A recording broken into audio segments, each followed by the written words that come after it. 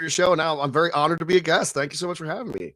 It was one of those completely accidental conversations. I don't even remember exactly what the first message was that you sent me. It was either something about like you checked out my page or something like that, and we just kind of sparked a quick conversation back and forth. And then I started diving into a little bit of the stuff you do, and ironically, it lines up with a lot of the stuff I've been diving into lately. So it seems like all these conversations tend to play out and happen for a reason.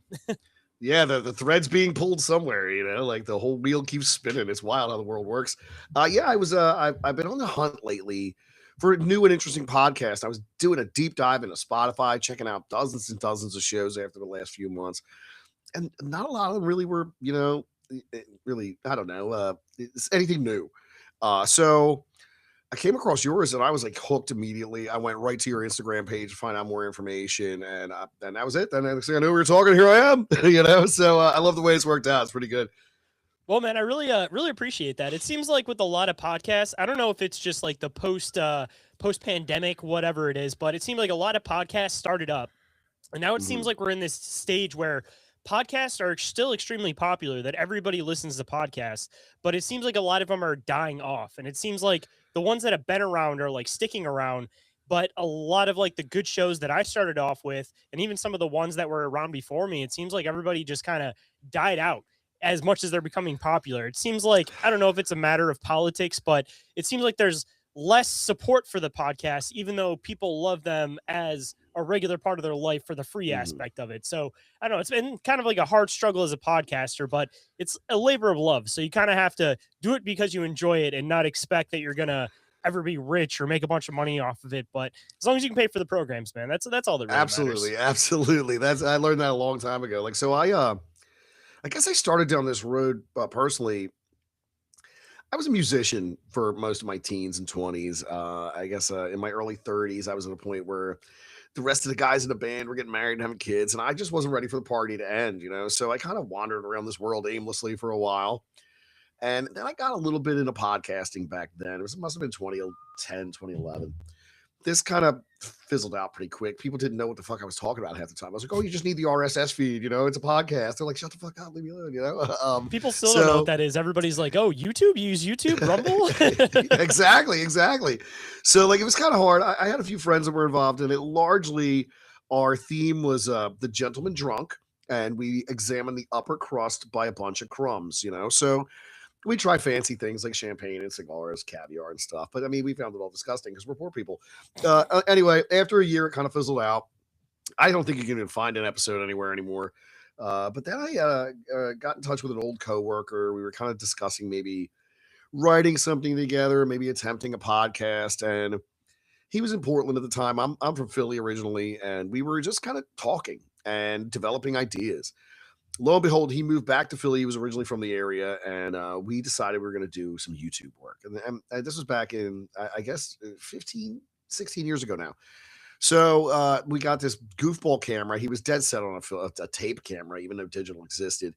And we started going out in places in Philly that had occult connotations. It actually, the Cave of Kelpius, the Rosicrucian who came over in the 1680s waiting for the end of the world with his 40 followers. That's where we started. And we filmed this video in the pouring rain outside of the cave, and there's a Rosicrucian monument in front of it. You got to wander into the deeps of Fairmount Park to find it. But that kicked it all off. We originally developed a channel together called Yellow Cube Media, with just the idea that the cube was a mysterious object, the Saturn cube, the coming of the New Jerusalem and Revelation, these kind of things. But it wasn't a matter of like differences. We just kind of couldn't keep the pace up. So I found myself in a position, was I going to continue to do this? And I was like, yeah, I'll go it alone. Why not? I invested a little money in a new computer and some cameras and shit, and started cranking out videos under the channel Creepy Little Book. And it did pretty well for a while. I had 1 year, I think it was Christmas Eve of 2016. I had like 7,000 new subscribers in a day. I had my first video crack 250,000 views. It was regarding the Ark of Gabriel and that whole like Antarctica thing that was going on back in 2016. Great year for me. But then like the political landscape changed. I noticed there was a lot more censorship. I had to start kind of self-censoring because I'd wake up every morning and fear the channel would be deleted. Now the winds have definitely blown in a new direction. My kids are a little older. Circumstances in my life have changed where I was able to really kind of get back into making the content. Did a soft rebrand a year ago to Dark Sayings. Really leaned into it in September. Did a little hiatus over the holidays to do more back end stuff. I've got 35 scripts prepared for videos. Um, Started filming a few nights ago, about 2 or 3 scripts at a time, and then we get into the editing. I'm looking for a big launch on the 1st of February, just to get back into daily consistent content again, and a nice like lead in, so I have time to work on larger projects. Overall, I guess in the end of the day, this has been an obsession since I was about 10 years old. I don't know why. Can't tell you. Maybe it was in search of reruns or Arthur C. Clarke's Mysterious World. I know Unsolved Mysteries is in the mix somewhere, but I know it definitely was a big deal when I found Art Bell in the 90s. Totally by happenstance, stumbling across the radio show on a Friday night, and it was a Ghost to Ghost AM, and I was hooked ever since, man. You know, I call it exploration of reality, I guess, because it's not necessarily wanting to be like anybody else. But once you get interested in the mysteries of reality, it's hard to just go back to the mundane again, because it's just you get into this stuff that's beyond the materialistic world. Like you get into this aspect where knowledge becomes like one of the most important things that you could possibly try to acquire. And once you make it to that point, it's just impossible to go back. Like as many times as I want to stop trying to do the show, if I've had like down patches, like at the end of the day, I remember it's like where else am I going to be able to do this kind of stuff? Yeah, it's definitely a compulsion. I didn't really harness the energy for many years. When I first started, I really didn't know if I wanted to do a channel about comic books or weirdo stuff, because I knew a lot about both. And they kind of coincide a lot of the time. They do. There's a lot of influence between one and the other, and maybe that has another aspect of why I got involved in that stuff, all that wacky comic book stuff. And I also was a Catholic school kid, so like the supernatural was no stranger to me. I was indoctrinated into those ideas every single day as a child, so I've always left the door open for possibilities. And I've said to even to my followers, I originally started doing all this because I was trying to make a few extra bucks. I didn't care what was true or not. I still don't. I wholeheartedly don't believe in 85% of this nonsense. The 15% I do believe in is absolutely bananas. So, I'll leave that on the table. But, it doesn't matter to me at the end of the day if it's true. I've never been a nuts and bolts guy. I just like the stories. I like to tell a tale. I'd like you to examine the possibilities that maybe there's more under the surface than we're aware of. And I think that holds, like you mentioned, a great allure. The forbidden knowledge of the ancients, the possibility of a far-flung future where our problems are all resolved in some miraculous technological way. These are inspiring ideas for many. I think for a lot of the mundane out there, they don't even consider these things. I find it very disheartening. I encounter so many people that seem to not possess any kind of curiosity. It's sad. I always say it like this: there's two kinds of people. There's those who know, who mourn the burning of Alexandria, and then there's people who don't know what the fuck that means.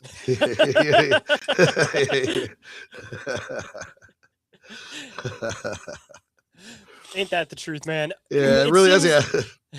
It seems like when it comes to exploring anything strange, like especially when you start diving into like the or into the occult in particular, it's not even necessarily that a lot of the stuff is that ridiculous. I think it's just a matter of trying to look at it in the right context, because of course, with like telephone and folklore, everything's going to become something a lot bigger than it ever was intended to be. But when it comes into like a lot of the occult and the esoteric, I think that it's a lot of like metaphor for other things. Like almost everything in the occult, there's supposed to be multiple meanings for. So like when it comes to a lot of this like ritualistic or this like magic stuff that a lot of people associate with the occult, there may be something to it that would be considered magical, maybe because we don't have an understanding of it.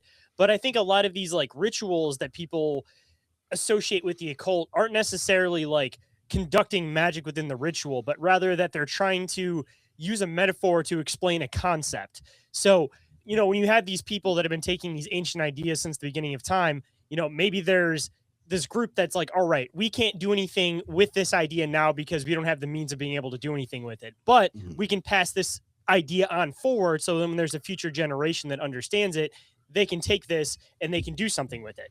But of course, there's going to be these different factions within these mystery schools, and some people are going to take these things extremely literally. So they're going to think, all right, I do this, I do this, I do this, I do this, and it's going to open this up exactly as it said. So it's like this weird back and forth where whether it's religion, the occult, there's this back and forth of reading it literally and reading it metaphorically, and it throws people off completely. It makes it so that some things that are extremely literal may be taken metaphorically and be completely looked at like they're folklore or something completely obscure, when it's not at all. It's just having the right eyes looking at what is trying to be presented.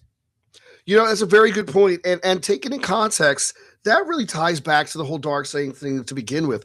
The phrase dark sayings comes from the Psalms, and it references that we will utter dark sayings of old as we're told by our fathers. And dark sayings in this context means the kind of phrases that would be, for us, confusing. But for those in context of the time, it make absolute sense. So I can use something even as mundane as this: roll down the window. For somebody who's born year post 2005, that makes no sense. Why did we say that? We press a button. Why do we roll it? That is weird. Hang up the phone, because literally it used to hang on a wall. So those things would be considered dark sayings to someone who might live 400 years from now. They would make no sense to them in that regard. They might not know the origins of these words or the meaning behind them. So that's really where the dark sayings thing comes from. And to your point, I think there's a great nexus of like convergence with these occult ideas, which in some cases are quasi spiritual in many regards. In others, they are about the evolution of the self. Specifically, alchemical practice is largely about self improvement. And most of my It's research weird though, because it can be yeah, seen in chemical process, but it also reflects the self. So it's really weird. It's like literally the idea of like the macro mirrors the micro, that you can right. basically take these concepts and how you'd change yourself and also use it to remember how to do chemical equations. Like it's super weird when you really start diving into It, this it stuff. really is strange, and this whole thing that is so influenced by the spiritual. When you think about Paracelsus, when you go back to the works of Zosimos and his visions, or Mary the prophetess, who even developed these alchemical tools thousands of years ago, there's that spiritual aspect, but at the same time, it's the refinement of the self. It really is. So it's dualistic, like our even our human experiences, that pull between the flesh and the spirit to be better, but to be drawn to our instinctual animal natures. And a lot of the exploration of the occult, I think, focuses on that duality. As above, so below. Say, especially when you start diving into like hermetic philosophy, it's extremely strange that you realize that a lot of these concepts are regular concepts that are used throughout science, throughout just regular expression of language without even realizing it. And then you start realizing how much the hermetic arts has influenced almost every single religion.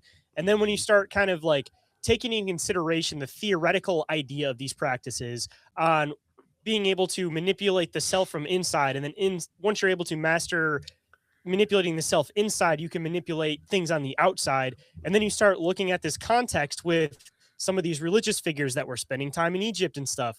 Like it starts bringing on like a totally different context to this stuff.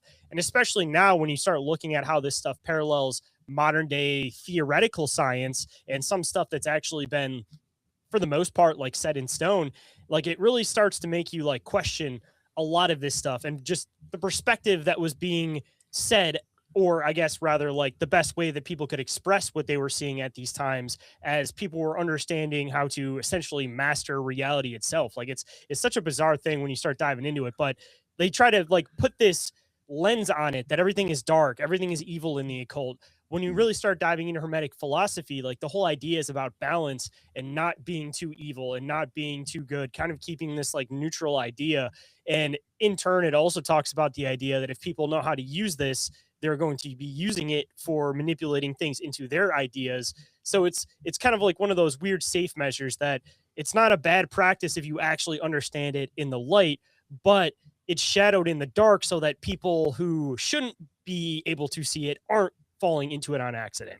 Yeah, exactly, and even that's where the entire term comes from. It's secret, it's hidden, it's the esoteric as opposed to the exoteric, and that's always captivated me. It's just something that always really gripped my attention. Even to your point about the rituals, I would say in a lot of ways, you're right. You're conveying deeper truths and concepts to people across time through practice rituals.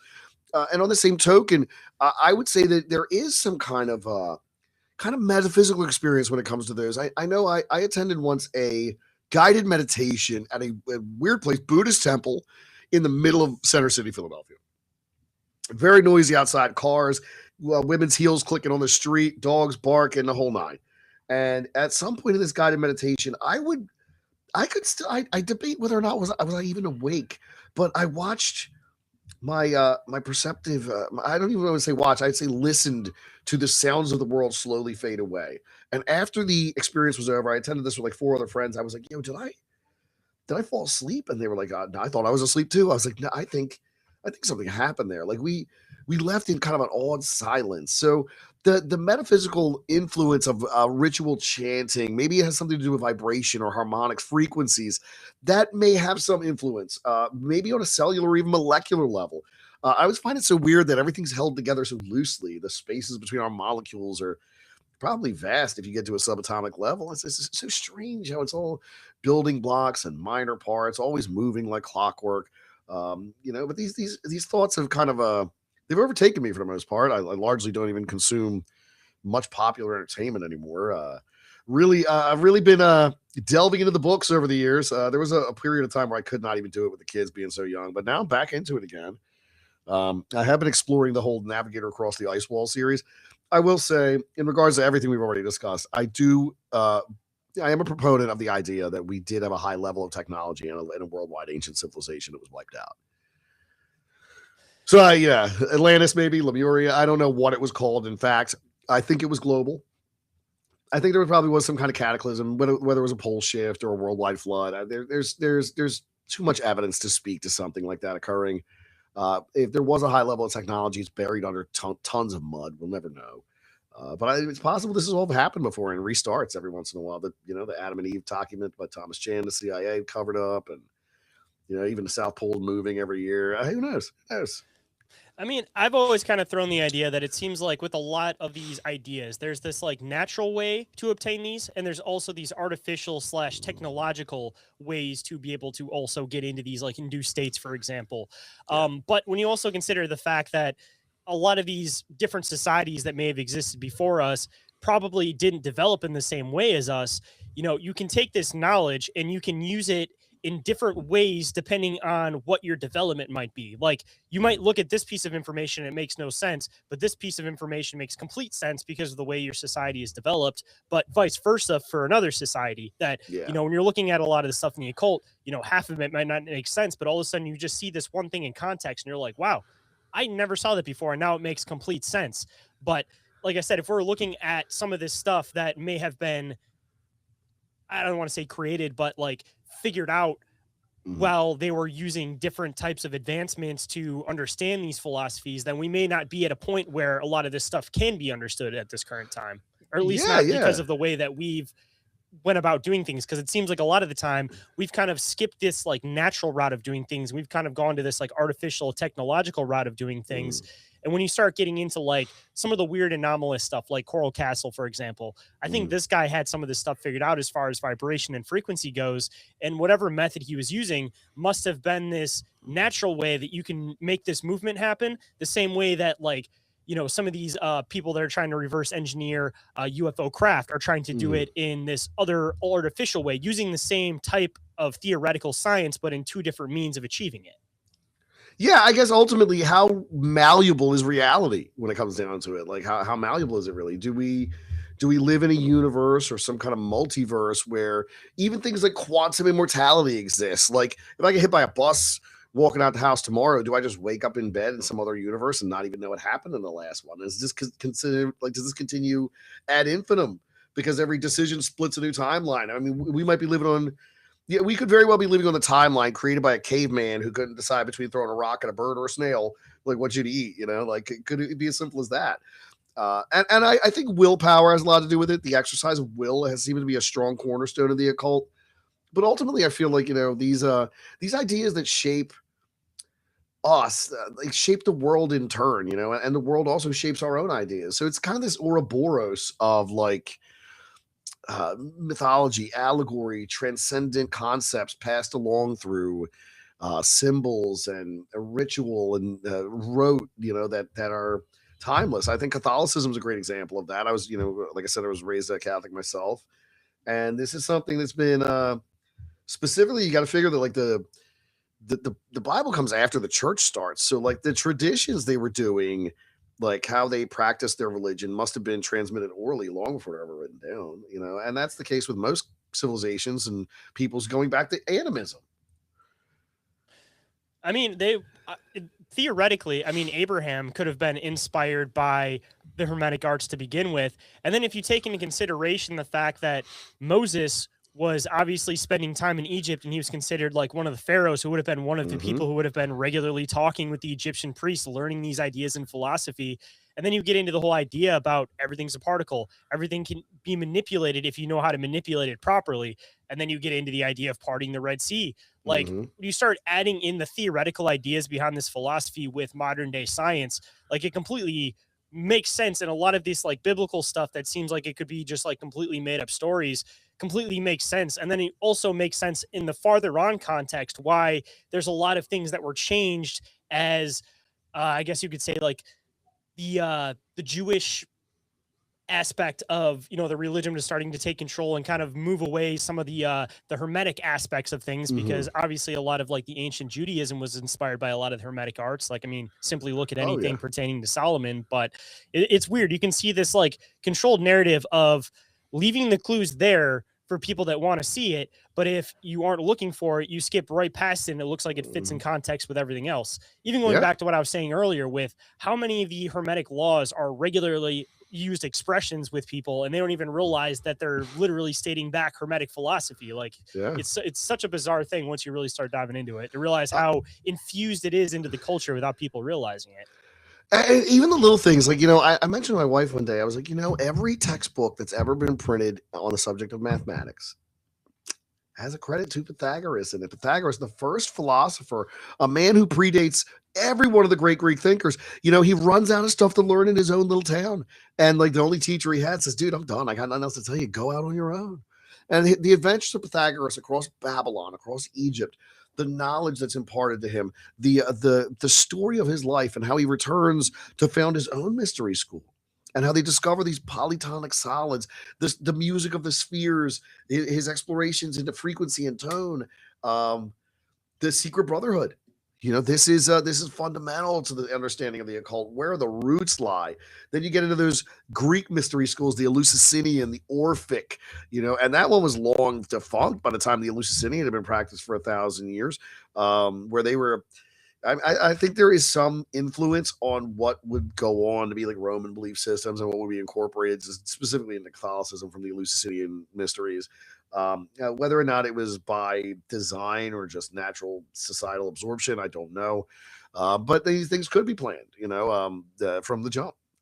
I think a lot of these organizations that really move the world have these plans that go for centuries, not for weeks. The men who move these pieces on the chessboard don't care if they live to see the end of the result of their work. It's like a guy who plants a tree for somebody else to sit in the shade. They're planning down the road.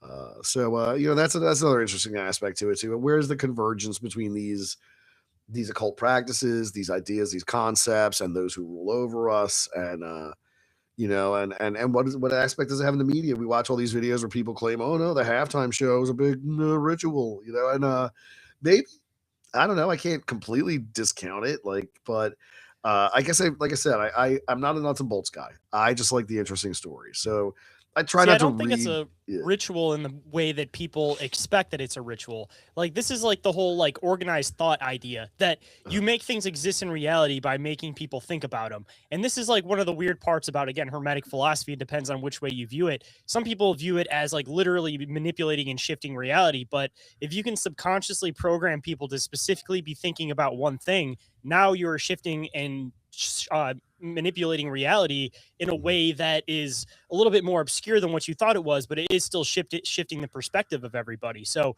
if you have these like formations of all these people that are doing these like like for example, like the Super Bowl chants and all this stuff, and everybody has this group thought on the fact that, oh, there's going to be something evil going on over here. Like people are literally manipulating and shifting their reality without realizing it, because now they're looking for this undertone over here when there might be something hiding over here. Because a lot of this occult stuff is like sleight of hand, where it's like you want people to look over here while you're actually doing something over here. So if you have everybody focusing on these ideas of these rituals and these big events, you know, it may not necessarily be the fact of like, oh, there's this big thing happening with this event, but everybody's focus is on that so that you can shift something over here, or you can always subconsciously like program things into people, which bring it into a little bit more of a literal thing. 9/11, for example, you know, everybody brings up the things about, oh, they were already knew it was going to happen before it was going to happen. You know, I don't think it's necessarily in that perspective. I think it's a matter of, if you're always showing people this image of these are the towers and this is New York, then that's the first thing people are ever going to associate with New York. So now if anybody was theoretically going to conduct a terrorist attack, that's the first thing that's ever going to come to mind. And that's going to be the first thing that they go after. So it's a matter of manipulating reality through shifting the thoughts of people. And I think that's like what a lot of this stuff is with this like occult ritual and magic, is just shifting the public's mindset and the narrative onto whatever they want it to be at that specific time. That's a fantastic point. I think you're right. There's definitely some aspect of magic to that, being able to sway the opinion of large swaths of people. You know, and the crazy thing is sometimes it doesn't even need to be true to be able to do such a thing. You know, we've seen a lot of manipulation over the last 5 years. I think if you have made it out of the last half decade and you're not questioning things, like I'm sorry, the education system has utterly failed you. Like, you know, there's no help for you. I mean, things have been pretty off the wall lately, folks. You know, and I guess maybe they did it like that frog in the pot. Like people just didn't notice because it happened slow. But you know, I've been paying attention to this stuff since I was in my late teens, at least with the government machinations. I was always into the UFO stuff and the ghosts, but like I really started paying attention to politics. And you know, ultimately, I think that, you know, everybody thinks they're the good guy no matter what. Nobody thinks they're the bad guy in any situation. Everybody believes they're right. And in some way, I think even for us, the individual, that makes us all kind of culpable in the way things are.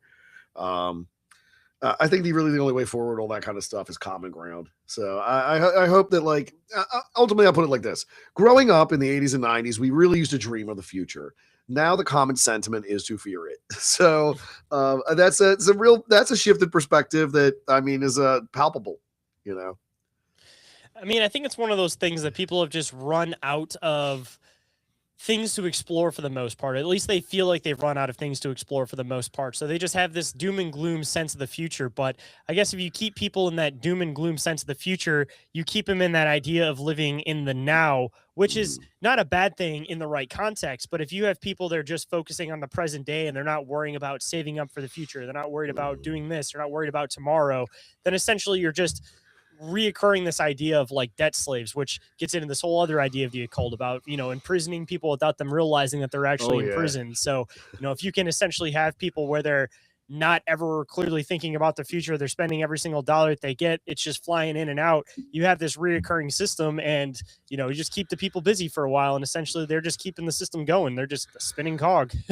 Really, it's all like monopoly money and like adult daycare at this point. Like, really, what are we all doing here? You know, like think of all this like white collar middle management where people are just pushing papers around, sending each other emails. What are we doing here? You know, largely retail is dead. I mean, we're doing everything online anymore. Hell, people don't even go get their groceries in person anymore. And when they do, they bring their dogs for some reason, which I find very repulsive. Those are the new kids now because people can't afford to have kids. Yeah. Well, and they've also been told for 50 years they're stupid if they have kids, because kids will ruin your life, you know? And I found it to be quite the opposite. Like, my life seems to have a lot more meaning. I feel like I have stake in the future now, you know? I can't even explain to somebody what it's like when you've had a shit day, you come home and your kid says something silly to you or just tells you how much you mean to them. It's ineffable. And it's a shame that some people reject that out of hand and think like it's the worst thing that can happen to you. It gives you hope for the future. Like, people want to consistently stay in this like narcissist perspective of reality, but I'm not telling everybody to go out and have kids, because clearly they're not for everybody. No, they're not for everybody. You know, they're one of those things that if you're the right person, like, it fills you up with hope for the future. It fills you up with purpose. Like there's only positives in my sense, at least. But I guess that's just because I'm a family based guy. But I would agree, but I feel like that the media largely does not present that kind of like even-handed message that says, hey, this is one of the best things you can do in your life. It might not be for everybody, but hey, don't dismiss it out of hand because you know what you're missing. That's, I think, even-handed. But to drill this kind of like, you go out and do your career and kids are going to ruin your life. You can't travel. You can't do this. You can't do that. Like, listen, my kids will eventually, like with any children, they eventually learn to do the things your dog will never do. He's never going to talk and he's never going to use the toilet. The kids are going to do that eventually. Like I understand, like dogs got great energy, dude. Like they're a lot of fun. They only live 13 years and you're going to get a new one. But like, there's something to be said for the experience. And I've always been about experience. Like even as a musician, I did a lot of dumb stuff just to see what it was like. So I'm glad I had the opportunity. I never really planned on myself being the kind of person who was a father. I was a real like, mess as a kid. I just didn't think it was in the cards for me. And, I'm thankful I married well because I used to date real bad. So, now I got two great kids and it's really awesome. It's transcendent. I really think that it helped bring me back to faith. I had been at a very dry point in my life where I had abandoned any kind of spirituality of any kind. But when you got this kind of situation where your heart feels like it's walking around outside of your body, I hope there's a higher power watching over them because you can't be there every minute of every day, and that's life. Yeah, ain't that the truth, man? Yeah. I mean, I guess trying to think about what direction to spin it into for a second, but so when you start like crap, should have lost my train of thought. My apologies. That's all right.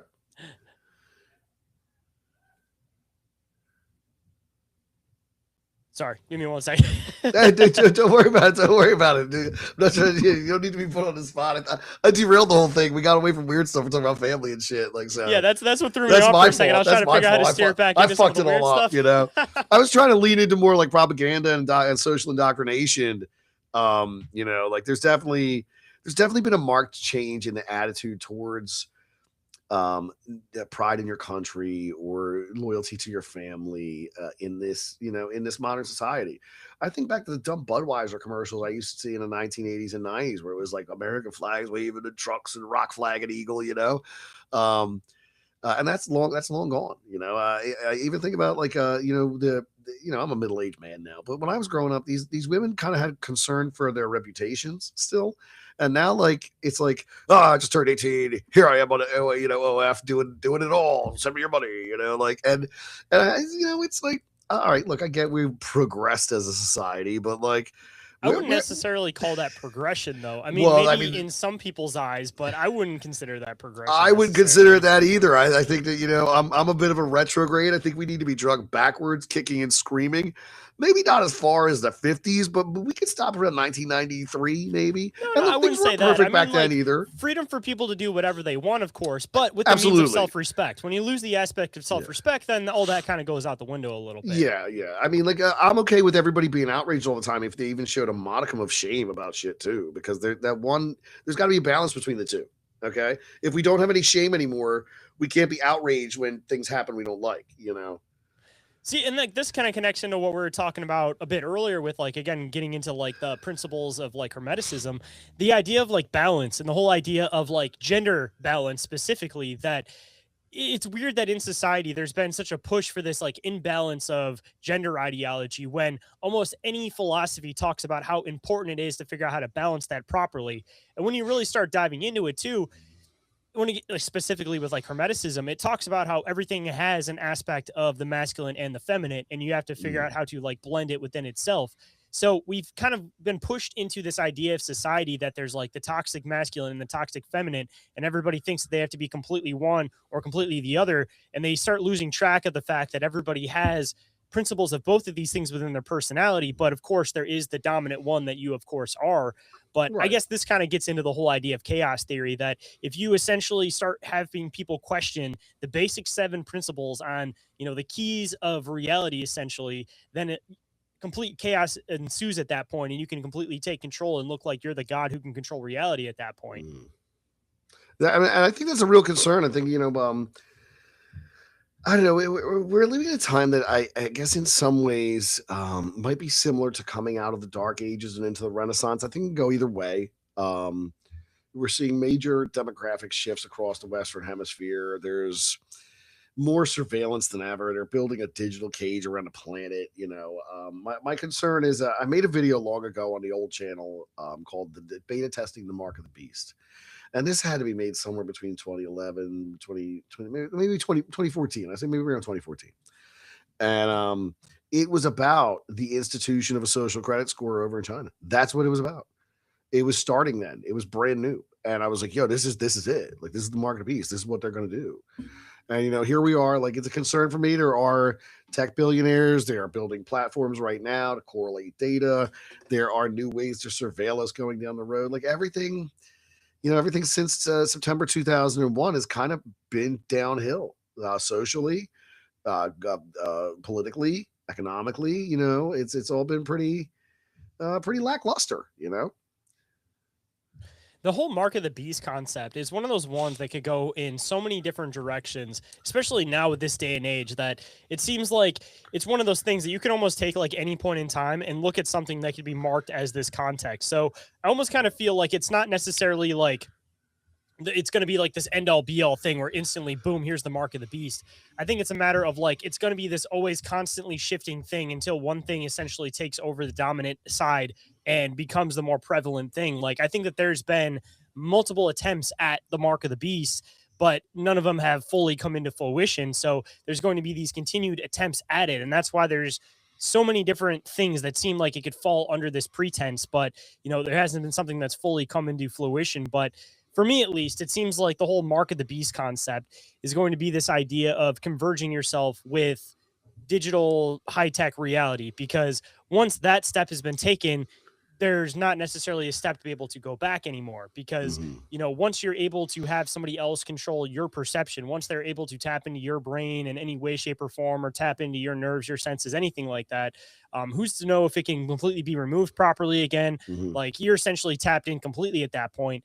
And once you're able to lock somebody in at that point with this technological AI reality, I mean, who knows what the full extent of that could possibly be? Because consciousness as we know it, I mean, we still don't even fully understand what it could possibly be, but who knows what potential alterations that might have to whatever our consciousness might be, and wherever our consciousness is supposed to go afterwards.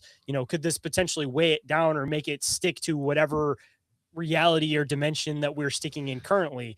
And I mean, that opens up the whole other can of worms as a fear that, if we move into this whole idea of this tech future, and we move into this idea of, people are scared of what might happen in the afterlife, but, I can go and download myself over here into the system, that could potentially be the mark of the beast, because now your energy form is what's now trapped inside of this thing. So it's almost like playing the end game, where you think that all of these things are the mark of the beast, but that actual thing doesn't happen at the end, because that's the actual like entrapment of the soul without the person actually realizing it, because they're just giving it over because they're already, part of the system. What's just another step? Right. Yeah, no, it absolutely, it's a clear path from one to the other. It's kind of the straight line the lemming would march right off the cliff into.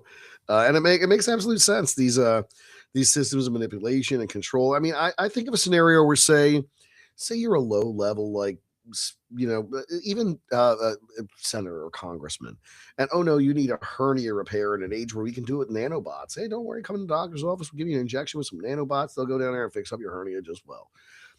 Well, what happens when 15 years goes by and maybe this senator is now in a higher position of power, and these nanobots, which have long been thought dormant, can be hacked and redirected to the brain to start firing synapses in certain directions? Now you've got a perfect Manchurian candidate, and they're in the driver's seat from who knows where. Is that a possibility we got to worry about in the future? I mean, nanobots, I think, are going to be a real concern when the AI and the robotics are happening out there. We could wind up in a gray goose situation. I mean, just even off the simple fact, too, that it seems like with most technology, you never want to buy the new phone or the new technology because you don't necessarily know what the bugs might be in it. So, even if you're looking at it from a biological standpoint, that you're not getting a piece of technology put into you, but you're getting like a cloned, like liver, for example, or a cloned whatever, some kind of cloned like piece of yourself. Who knows what the sustainability of that thing might potentially be? Because, for example, if you're trying to grow a synthetic heart at a faster rate. Like you make like for example, when they're trying to grow like the ears and stuff like that on the mice, it's not going to grow at the normal rate that a human ear would grow at, because otherwise, if you're a 30-year-old man, it's going to take at least 20 something years to get it to the size that it's supposed to go onto your body. So who's to say that this advancement, no matter what they try to view it as, even if they remove it and it starts aging at a normal rate, who knows what that structural change may be, that it may not end up causing an effect later on where, you get a new hip and then 20 years later you have the hip of like an 80-year-old, for example, because it degraded faster than it was supposed to. But now you're locked into that system, which is what they wanted in the first place. And it's like, once you start going to the chiropractor, you can't stop going because you got to keep getting adjusted. Same thing with this. Once you have these 80% body parts, you're going to have to keep coming back because other ones are going to start failing around it. And you just get people locked into this medical system again in a totally different way. They're gonna set you up for replacement parts. You get a subscription service for your new hips and new knees every 3 years or so. And then how much of that can be removed where you're still the same version of yourself, even on an energetic level? Just another weird thing to think about. We like to assume that the consciousness is within the brain, it's within the head itself, but it seems like there's muscle memory, there's all this memory that exists in other places in your body. So if you're step by step replacing these little different pieces in your body, are you actually starting to disconnect and lose pieces of the self? Because even in some of these transplant experiences where, somebody gets like a heart transplant from somebody, or somebody gets whatever from somebody, they'll sometimes take on those characteristics of that other person without knowing that person at all. Like I was hearing about one where, some younger girl got into like old smooth jazz because she ended up getting like a liver replacement from like an old man, and nobody had to explain it. And then the family came around and was like, oh, that was his favorite song. So there's clearly still part of the self within other parts of the body. So again, you replace enough pieces, how much is really going to be left of the self at the end? Right. Yeah, like the what's that? What's it, the ship of Theseus, or they call it, where how much of the boat do you have to replace before it's not the original boat anymore? Exactly. Absolutely. And would you even be aware of that fact either? Because it's almost like the idea that if you cloned a consciousness perfectly, that consciousness isn't going to be aware that it's a clone of the original one, because it's going to have all of the same memories up to that point. So once you replace enough of yourself, everybody around you may still think that it's you, but it may not be you because it's just a copy of you with the same memories, or some of the residual memories that are still left over from the other parts. But you're essentially gone, but everybody thinks that you're still there. Even this whole idea of like transferring consciousness, like who knows the extent of that? Is it just simply a copy of all of the memories and everything with no actual authenticity or real soul to it? Or is it actually that person trapped in this system? Like, it's such a weird thing to describe when they're talking about how we're going to be doing this, when we still don't even know how to explain consciousness. So like, how does that work scientifically? That makes no sense to me unless there's still a huge piece of this philosophy that's hidden to the general public. I would think that like there's so much we're not aware of. Science is interesting because it's always evolving, always changing. We're always learning something new. There are things that stay constant, of course, but there's always new discoveries. And a lot of times what we consider even sound medical practice in one era becomes the barbarism of 2 eras later. Like it's interesting how that works. I'm very dubious about what most science has presented. I'd say post 2001 in general. Most science these days are not conducted for the purposes of exploration or discovery. It's largely research and development. Let's make some money. Controlling narratives too, depending on what you're exactly getting into, because post-pandemic, of course, that's when you saw a lot of these, the science says that this is fact, and then right after everything passed, then all of a sudden this other science said that it's not fact. So even science is biased, and we're starting to learn that, unfortunately. And don't ask about that because it's dangerous to our democracy to ask these questions. Medical misinformation. It's misinformation. Dangerous to our democracy. Entertain other ideas. Yes, don't even think about that because it's dangerous to our democracy. And I find that all laughable.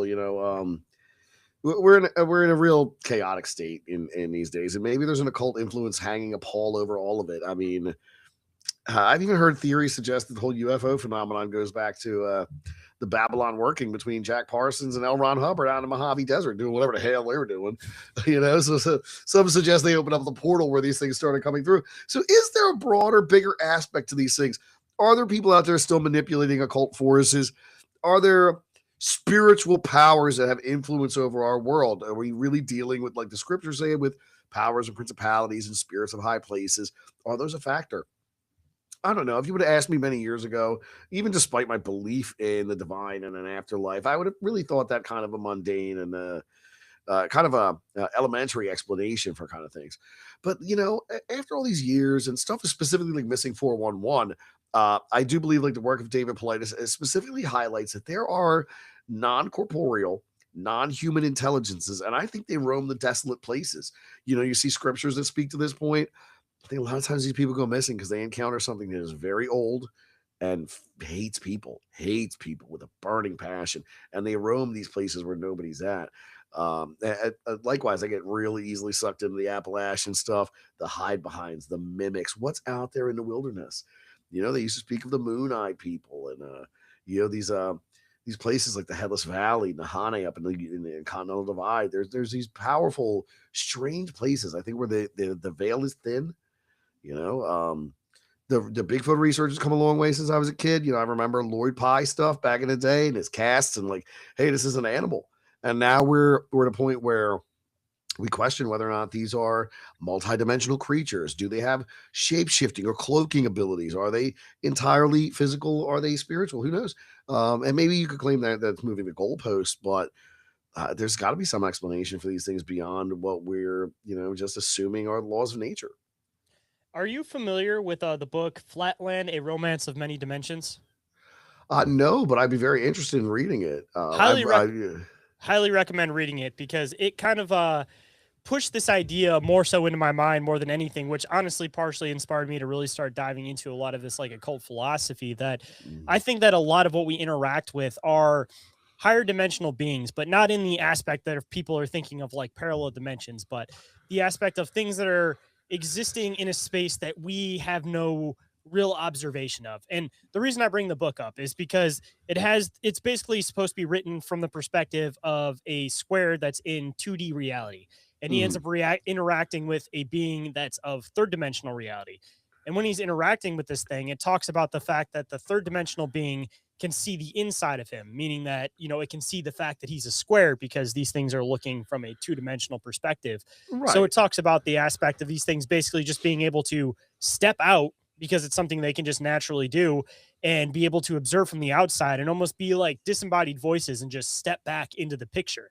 And when you start kind of paralleling that idea with some of the strange phenomenon and also paralleling that with some of this like old occult philosophy with looking at it in a new lens of trying to understand higher dimensional beings, all of this stuff seems like it kind of lines up in parallels and starts coming into aspects of modern day science because, if you're looking at that perspective of the three-dimensional being interacting with the two-dimensional being, being able to see the inside of it, if you're looking at something that's a fourth dimensional being, hard aspect for us to completely understand, but this thing would, in whatever sense of whatever that means, be able to see the inside of us and be able to be disembodied and step into reality as we know it and be able to step back out. So when you start diving into a lot of the extraterrestrial stuff, the paranormal stuff, the Bigfoot stuff, I mean, maybe going up and down different dimensions, but I kind of am starting to, even more so as I dive into the ancient occult stuff, believe that we've been interacting with higher dimensional and lower dimensional beings, and we've just been giving them different names throughout time.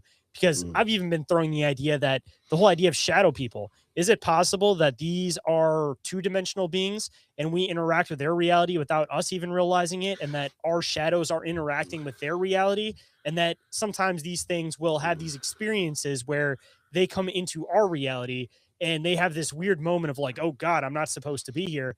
Almost like how people have DMT experiences and step into, quote, these fourth dimensional perspectives. And these entities will be like, why are you here? You're not supposed to be here. It's like the same experience, on a different scale of us interacting with shadow people. Like, it's weird how much all this stuff starts paralleling with the ancient occult and science, like I keep saying throughout this whole show. Yeah, it's absolutely true. I mean, I think maybe that's what keeps me going, that there is some modicum of like authenticity to this. Even like the far out stuff, like if even like 1% of any of this weird stuff is factual, then there's reason to be curious. Like if one paranormal encounter with a spirit is authentic, that opens the door to great possibilities. If one extraterrestrial is recovered, one Bigfoot is cataloged and studied, that changes everything about what we understand about our world. Even a place like, and it's a shame that most people don't even know it exists, Gobekli Tepe. The fact that it exists 13,000 years old when people shouldn't have been able to do anything of the sort is it's astounding. And I keep hearing these rumors it's under the WHO's or World Economic Forum's control now. They've delayed digging for the next 125 years on purpose. Yeah, it So was right after Graham Hancock's documentary. I think he actually went there and was talking about it, and it got put out on Netflix. Yeah, I think it was right after that, and that was when all the weird stuff happened with I think the Serpent Mound too, because he went and tried to film there for that, and ever since then, it's like they won't allow anybody in that place with cameras anymore. It's crazy. Like there's definitely covering something up. There was much more to our history than we're told. I know I sound a little wild saying this, but like they say we've been on Earth for 200,000 years as modern Homo sapien. Yet we've only recorded 6,000 years of history. So I'm to believe that for 194,000 years, we were just hunting animals and picking berries and having babies. I don't think that was the case. I really can't believe that. Even like the idea of like, I would have dismissed this, dude. 10 years ago, I would have dismissed this out of hand as total nonsense. But I've even been more receptive to the idea of an actual 6-day creation and the world only being 6,000 years old. And I know how nuts that sounds. But I was watching that Timothy Alberino guy, and he mentioned, like, when Adam is made, he's a grown man. He's not a baby that has to grow up. He's got inbuilt age. So, like, it's not like a rock couldn't be the same way, or a planet or a galaxy couldn't be the same way. That age could be inbuilt. We could really have only been here 6,000 years. We could be a friggin' ice puddle in a vast frozen sea of other ice puddles. I don't know how it all works, but I don't take anything for granted that it's true or real anymore. Like, it's so hard to trust even, I don't know, a movie trailer that you're not going to go and see some off the wall stuff you weren't expecting, but that's where we are now, I guess. And maybe that's better. Maybe the veil has fallen and, this will inspire more people to look and see and seek. I would hope. I mean, even getting into, again, don't mean to keep bringing it up, but like the hermetic stuff, you start getting into Hermes Trismegistus idea That's of my man. He's my the man. infinite and the finite, and the whole idea that the finite would have to be created by the infinite, and even some of that stuff kind of rounds back into this whole idea about like possible creationism and the whole idea about everything possibly being like a thought form of a higher dimensional being. And when you consider the fact that just going up to the next fourth dimension is supposedly time, the whole idea of 7 days as like a human idea or a construct is completely thrown out the window. If you get into this quote, like 11th dimensional beings, the ones that are supposedly the ones that are manipulating reality down to the finite, tiny little details, you're essentially getting into this God concept or this singularity concept, even within this philosophy. So it's just a matter of perspective that, every philosophy, every single idea goes back to the fact of there being something infinite that creates the finite. It's just a matter of, does the group put a more cosmic idea on this thing, or does it try to put a more like human perspective and personified idea on this thing?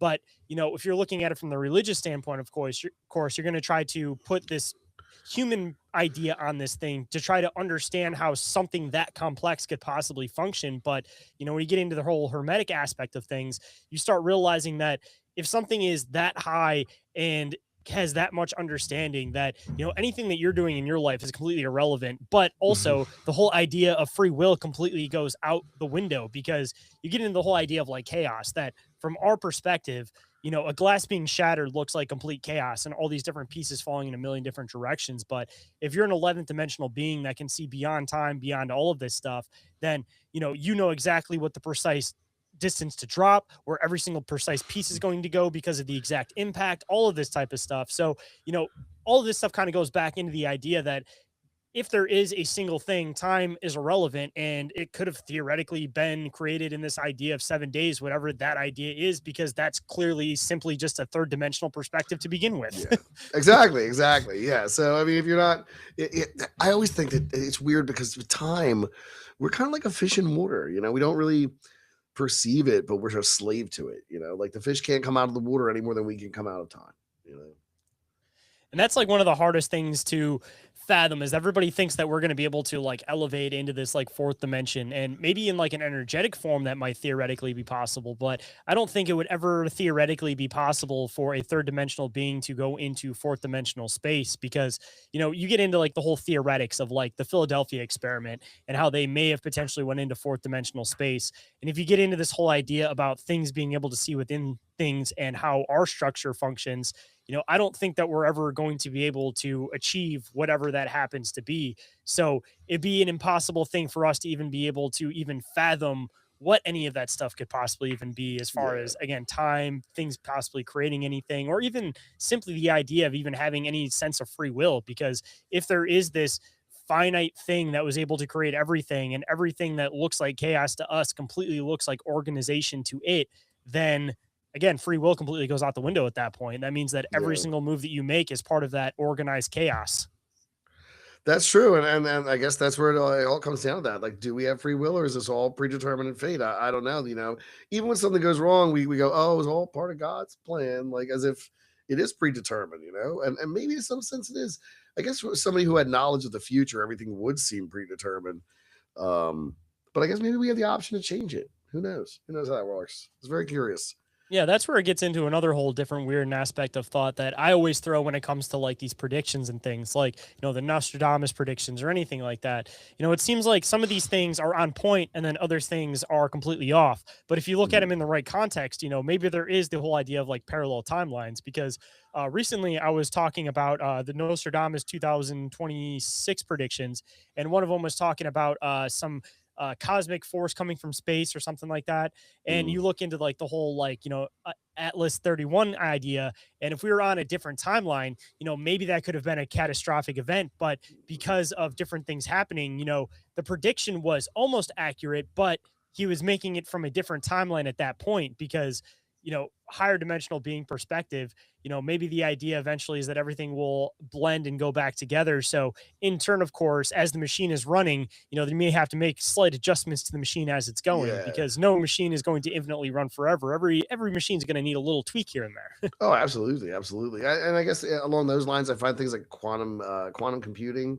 Some of the claims regarding its ability to interact with other quantum computers out there in the space time or wherever they are. How would you know Uh, that theoretically, though, if you have the only quantum computer, if there are other quantum yeah, computers, or if yeah, there are interactions coming from another quantum computer? That almost proves the idea that there's parallel realities where somebody else is also working on that, like a mirrored reality, or uh, it also proves the fact that there are more advanced civilizations out there somewhere. yeah. I've lately have leaned. For quite some time now, I've given up on the idea that life in space is a thing. I don't buy the extraterrestrial thing anymore. I do think there are lights in the sky. I do think there are things taking people, but I've turned myself over completely to the idea that we are dealing with either like a John Keel put, the ultra terrestrials. Yeah, probably ultra terrestrials. I think whatever these things are, they're here. They've always been here. They are the creatures of folklore. They are the creatures of scriptures that are spoken of. They are among us. They are, I think, camouflage in some way. We can't perceive them. Um, in the same way we couldn't perceive a virus because it's microscopic. We can't perceive these things because they might be on a light frequency we can't view. Or on a So micro scale that we can't understand, because if you're looking at it from absolutely. the perspective of, our reality may be an atom to this higher dimensional reality, like we can't interact with these things because it's simply like how a germ would try to interact with us. It's impossible. Yeah, yeah, like so all in all, it's a very complex, wonderful, and interesting universe. There's so much to learn and so many stories to tell, and I think I just find it captivating, and it's a great effort to bring this stuff to people, and even if you don't, Christ, even if you just tell your coworker some bizarre story you heard that you saw on my channel, I feel like it's all worth it. I feel like it definitely is. Just to share this information with people. Yeah, bring some light to the dark because, Yeah. as I've dived into the occult, even coming into it from like the aspect of a conspiracy podcaster, my understanding of it from when I started to now is completely different. That I know most people are chasing this whole like the Freemasons, the Illuminati, and it's something that's farther beyond that. And I always throw this idea that it's like, you can't chop off the head of the snake when it's got a million different heads. It's a continued philosophy that's existed through time. And, once you actually start having an understanding of it, you realize that it's all misdirection too, that they want you to look at this group when there's something actually going on with this group. Most of the time, a lot of the Freemason stuff is about like self exploration and building a better self and building a better society around you and all this stuff. And of course, it gets viewed as like, oh, that's the dark group, because there are people within that group that take that philosophy to a higher level with some other philosophies mixed in with it. So it's just a matter of keeping it in that shell to make it look like all this stuff is existing in the dark when it's just a matter of if there's more understanding to it, a lot of their tricks aren't going to work on you anymore. So it's a matter of, make it look like it's evil, because if you shine a little bit of light on it, then none of the tricks work anymore. And I'm not telling anybody to go out there and practice like dark arts or anything like that. But, if you have an understanding of at least the function of how dark arts work, then you have a reaction or defense on how to contradict, whatever these dark arts might potentially be. Yeah, in a lot of ways, the dark arts are developed as an exploration of the human psyche. I think tarot itself is a great tool to kind of like deconstruct your own psychology. Like, as you pull those cards, you're going to interpret what they mean to you in a certain way. Um, so yeah, I mean, these things are, there are a lot of tools. There are a lot of course, rituals. There are a lot of different schools of thought. From like I said before, Blavatsky and her automatic writing, and the ascended masters telling her secrets. And then, like, to your point, like, there's always the groups. There's like the 9 Unknown Men, as the book by Talbot Mundy spoke of. There's like the 36 Hidden Siddiqum, who are the secret saints. And if one has died, then a new one replaces them, and they must exist on the earth, or God will wipe out the planet. Um, for good or ill, there are definitely different organizations out there. I'd like to think that maybe the Knights Templar made it over here. That's what's down there in the Oak Island Money Pit, maybe one of their treasures. And all through history. I mean, they're not really specific to any given region or culture. I think they've spread far and wide at this point. They got their hands in everything, and some of them probably operate out in the open under other names, other shell companies and such. I mean, you start really diving into the Rosicrucians. I mean, their philosophy continues on because you dive into like the root of what they were trying to do, and it's essentially try to instill these ideas into the general public's psyche without them necessarily realizing it, but in turn bringing them up to a higher intelligence level, or possibly even if you wanted to bring them down to a lower intelligence level. You look at all this controlled narrative stuff that is presented nowadays and some of this mind control stuff, and it just seems like it's continuation of what the Rosicrucians were trying to do. I mean, even modern day sci-fi is an exact parallel to what Shakespeare is supposed to be for the Rosicrucians. They're trying to put all of these big ideas and big concepts and then try to dumb them down for the general public, but also uplift the general public with them at the same time. And isn't that essentially what 90% of sci-fi is now? Isn't that what Stranger Things is? The general public is just the new age Shakespeare to the general masses. Yeah, and it's weird. Like Stranger Things, like Montauk Project, isn't it? I've never watched it. I've never seen that. I've never seen Game of Thrones. Mostly because back in the day when like Lost and like True Blood and that stuff was on, I had friends who made me sit through those awful shows, and I was just done with TV after that. They're all terrible. You got to at least watch them from a stand back perspective to at least to see what they're trying to instill. Because I'm not saying you have to sit out here and watch the whole shows, but you at least have to look at like the general idea of what they're trying to instill. Meaning that if the continued narrative is post-apocalyptic events, then of course they're trying to instill this idea of what would you do in a post-apocalyptic event.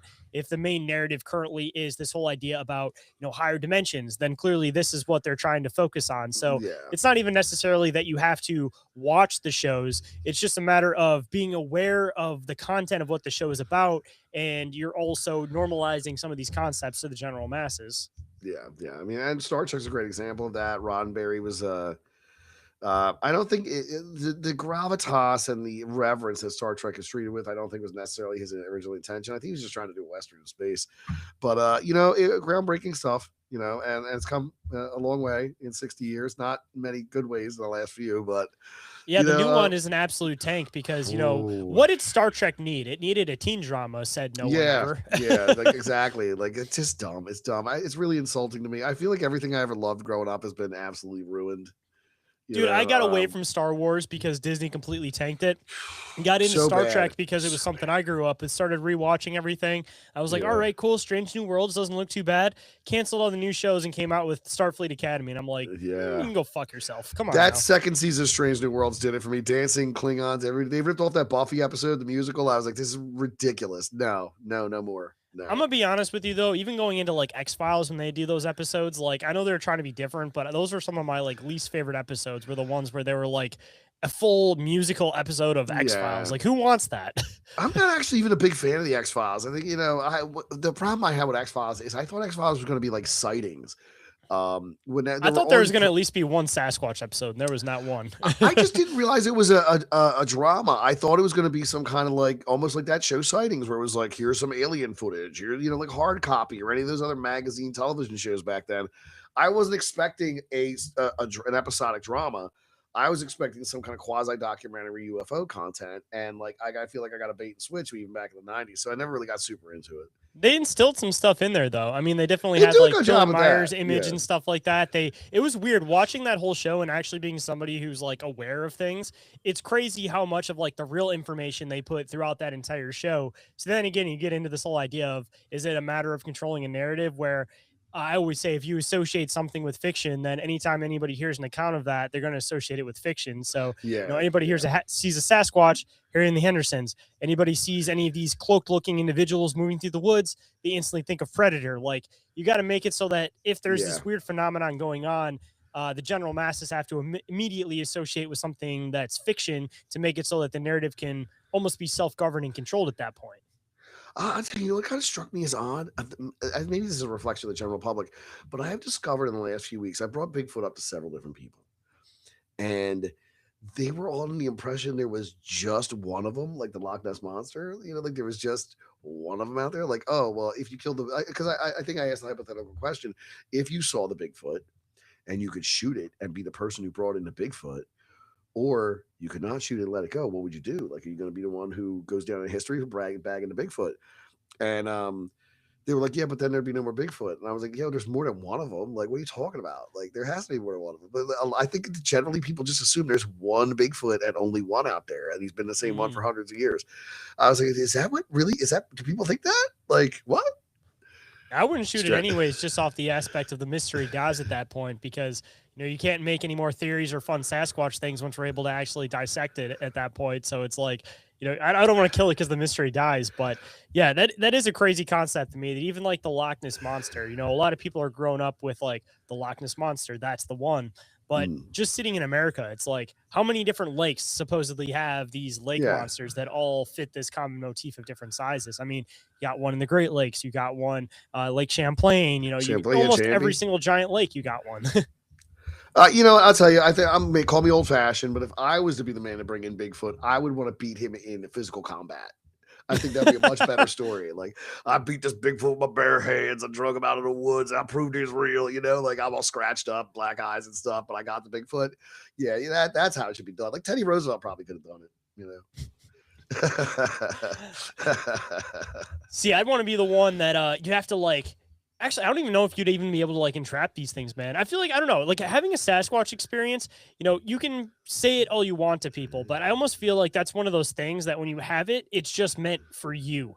And that thing is intended that it's only meant for you, because a lot of the time it's like you sneak up on these things. And if you have these like face-to-face experiences, they're very like, you'll be staring them in the eyes. They'll be staring you in the eyes. You guys will have this like weird, like face-to-face moment, and then the Sasquatch will walk off.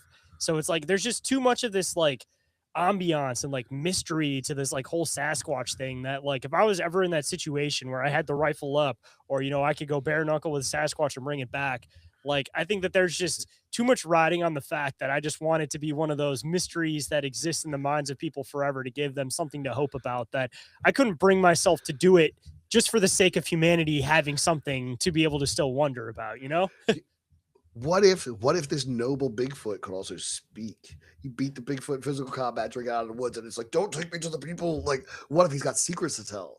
Oh my God, I never even considered that. He's got ancient Bigfoot and wisdom. As soon as you get him on the ground, he's like, I have some secrets to tell you. You're like, holy shit, you can talk. And then he just touches your forehead and you just blast into another reality of having all understanding of everything all at once. And all we ever had to do was just take on a Sasquatch bare knuckle and show we had the balls, and we would have completely understood every bit of esoteric knowledge that there is.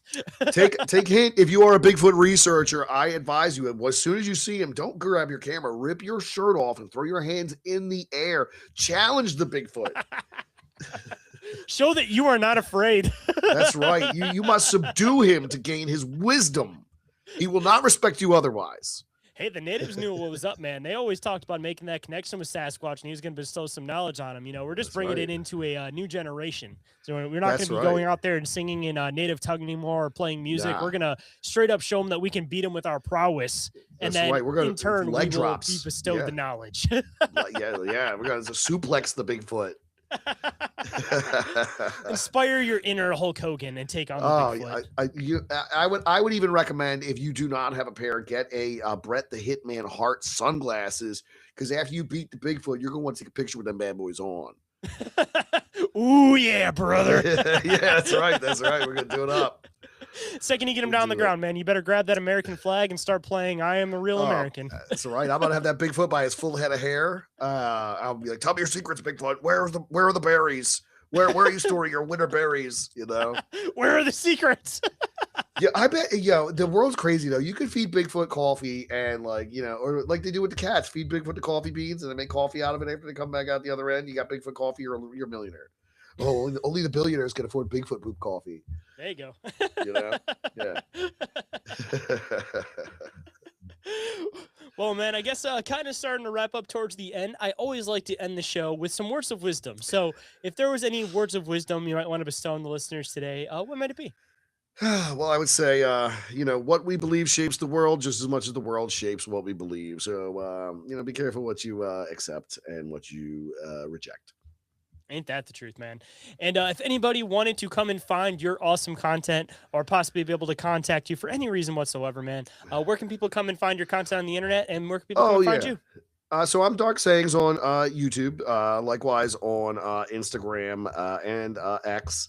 Those are really the only platforms I've been messing with these days. I'm really just getting back into the swing of making content. Haven't posted anything new in about 3 weeks, but I've been doing a lot of stuff behind the scenes for a big launch in February. So while you got time, go explore the back catalog. If you want to reach out with suggestions or questions or anything like that, all my DMs are open. So yeah, I really do appreciate it, Shane. Thanks so much for having me. It's been a great time. Absolutely, man. We'll have to do it again at some point. I didn't know which direction the conversation was going to go, but I know that there's still a million different directions that we could definitely go in the future, man. Absolutely.